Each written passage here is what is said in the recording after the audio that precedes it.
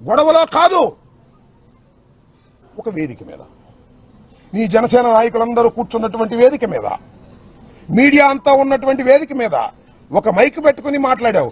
నేను అలా కాదు, స్పెర్ ఆఫ్ ది మూమెంట్, మైక్ లేదు, కారులో ఉన్నాను, క్షమాపణ చెప్పాను. నువ్వు వైసీపీ ఎమ్మెల్యే నా కొడకల్లారా అన్నావే, నేను అప్పుడు ఎమ్మెల్యేనేగా. నా కొడక అంటే అర్థం ఏంటో తెలుసా నీకు పవన్ కళ్యాణ్ గారు? నేను అడుగుతా ఉన్నా, ఇప్పుడైనా పశ్చాత్తాపడ్డా నీ జన్మలో? ఇప్పుడైనా పశ్చాత్తాపడ్డావా? నేను పడ్డానయ్యా, ఎమ్మటే వితిన్ అవర్స్ లో పడ్డా. నా మీద దాడి చేయడం కరెక్ట్ అంటావు నువ్వు ఎప్పుడైనా పశ్చాత్తాపడ్డావా? పోనీ ఇప్పటికైనా పశ్చాత్తాపడుతున్నావా? నీకైతే లైసెన్స్ ఉంది, ఎవరైనా తిట్టొచ్చు.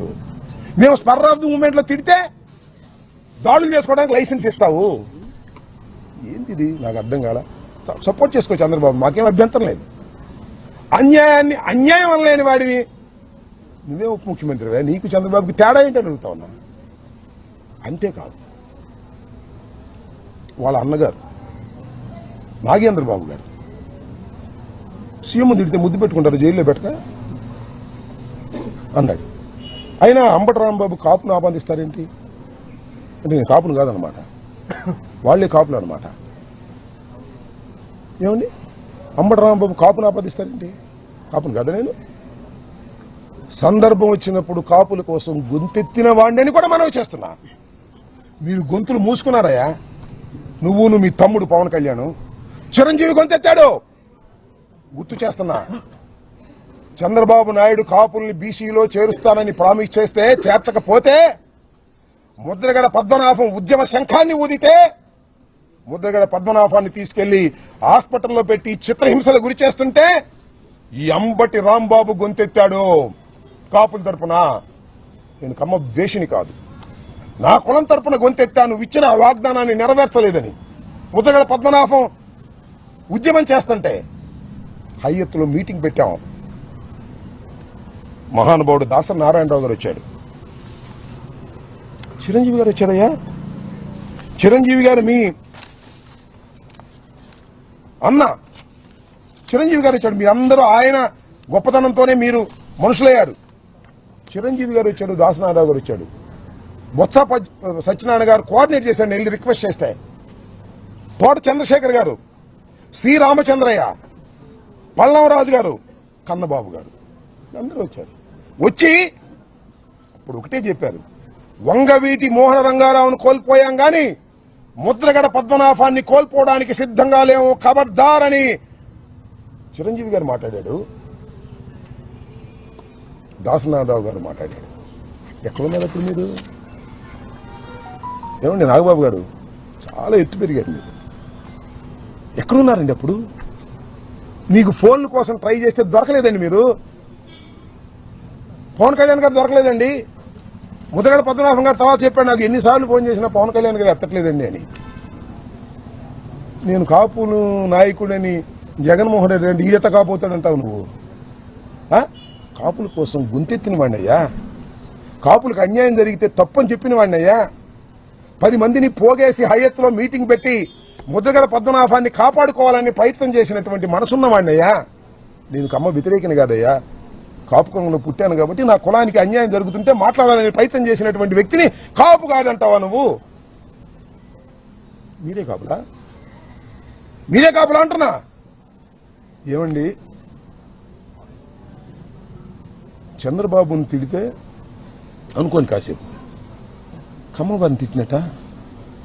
ఏమండి, చంద్రబాబుని తిడితే కమ్మవారిని తిట్టినట్ట. రాంబాబుని తిడితే రాంబాబు ఇల్లు తగలేస్తే,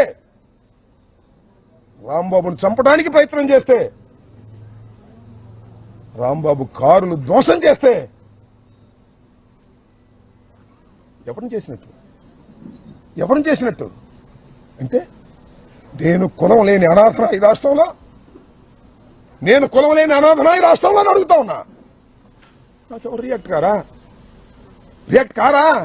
కారని అనుకోకండి అని మనవి చేస్తున్నా. రియాక్ట్ అయ్యే రోజు ఒకటి వస్తుందని మనవి చేస్తున్నా. ఏంటి అన్యాయం?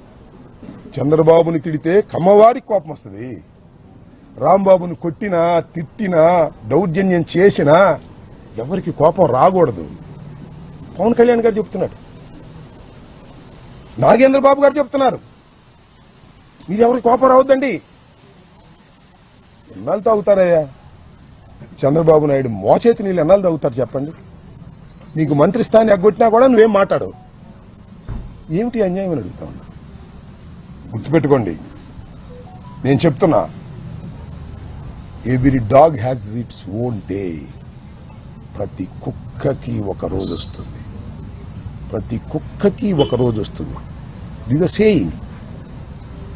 ఈ రాంబాబు అనే కుక్కకి కూడా ఒక రోజు వస్తుంది.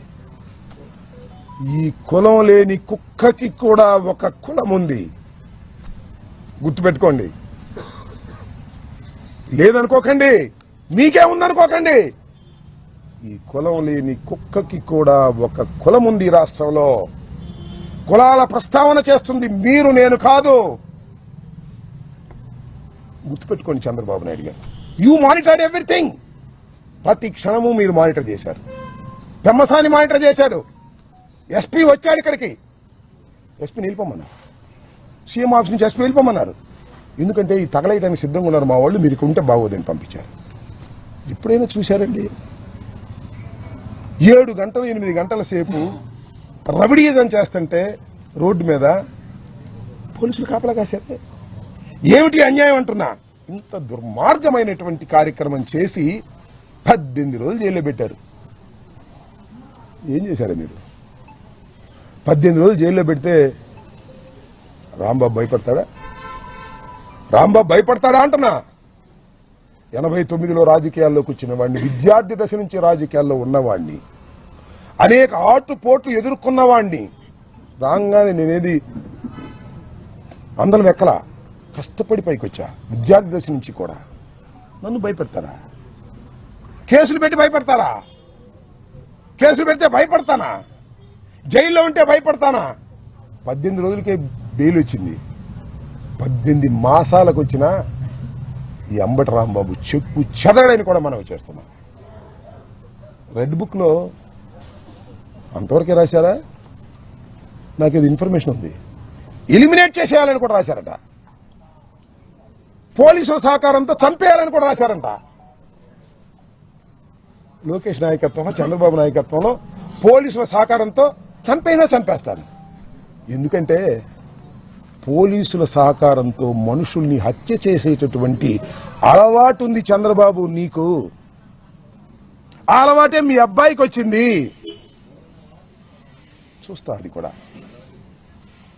ఈ వైఎస్ఆర్ కాంగ్రెస్ పార్టీలో జగన్మోహన్ రెడ్డి గారి వెంట ఉండి నేను మాటకి చీటికి మాటకి పార్టీలు మార్చిన వాడిని కాదు. ఆ రోజున కాంగ్రెస్ లో డాక్టర్ వైఎస్ రాజశేఖర రెడ్డి వెంట ఉన్నాను. రాజశేఖర రెడ్డి గారు మరణించిన తర్వాత జగన్మోహన్ రెడ్డి వెంట నడుస్తున్నాను. చీటికి మాటికి పార్టీలు మార్చి అధికారం ఎక్కడుంటే అక్కడ తాపత్రయపడేటటువంటి వ్యక్తిని కాదు. కష్టాన్ని నష్టాన్ని భరించగలిగినటువంటి వ్యక్తిని. ఎప్పుడు హంసతూలిక తల్పాల మీద ఉండాలనుకోవడంలా మట్టి గెడ్డల్లో కూడా ఉండాలనుకుంటున్నా.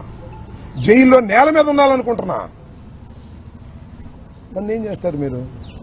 కేసు మీద కేసు పెట్టారు. ఉండాలి ట్విస్ట్. బెయిల్ రాగానే ఇంకో కేసు పెట్టారు. దానిలో బెయిల్ రాగా ఇంకో కేసు పెట్టారు. ఎన్ని పెట్టుకుంటారే? సంవత్సరం అటు పెట్టుకుంటారా? రాజమండ్రిలో చెప్పొచ్చా ఇల్లు వస్తానన్నా. అటు అనకూడదు సార్, జైలు దగ్గర ఇల్లు వస్తాను అనకూడదు అన్నారు. ఈ 5 సంవత్సరాల్లో మళ్ళా పంపిస్తారా లోకేష్? నేను సిద్ధంగా ఉన్నాను రావడానికి అని కూడా చెప్పా. I don't care. తగ్గను. ఎన్ని కేసులు పెట్టుకున్నా తగ్గను. సావనైనా చస్తాను గాని ఈ అంబటి రాంబాబు తగ్గే ప్రశ్నే రాదు. చంపితే చస్తా, బ్రతికుంటే సాధిస్తా, చంపేస్తే సమాధి సాధిస్తా. చంద్రబాబు గుర్తుపెట్టుకో. భయపడే ప్రశ్న ఉద్భవించదని కూడా ఈ సందర్భంగా నేను చెప్పదలుచుకున్నాను. ఎంత దారుణమండి, ఎంత అన్యాయమండి. ఎవరండి వీళ్ళందరూ? నాకు అర్థం కాదు. నల్లపాడి సిఐ లేదు, పట్టాపురం సిఐ, ఇద్దరు పర్యవేక్షణలో. ఇక్కడ ఒక్క విషయాన్ని నేను మీకు చెప్పదలుచుకున్నా ఈ సందర్భంగా, అది కూడా నేనన్న మాటలు కాదు.